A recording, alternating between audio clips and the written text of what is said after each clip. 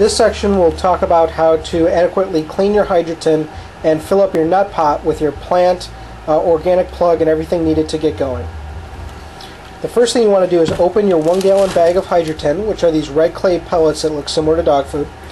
Pour in a bucket of water.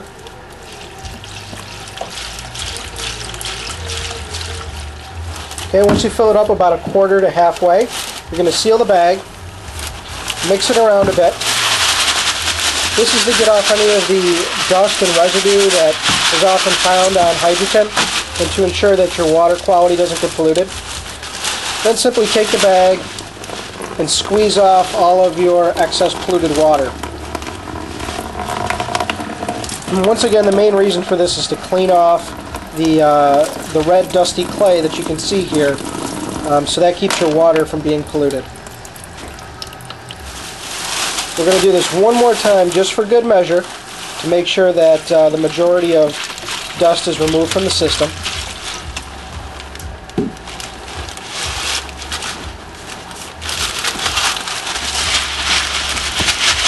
Couple shakes. Alternately, you can also place the Hydroton in a standard household strainer, and you can strain it at the kitchen sink.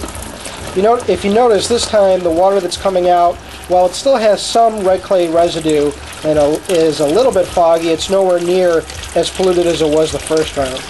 At this point, the Hydroton is fine for filling your net pots, as long as the majority of it's removed.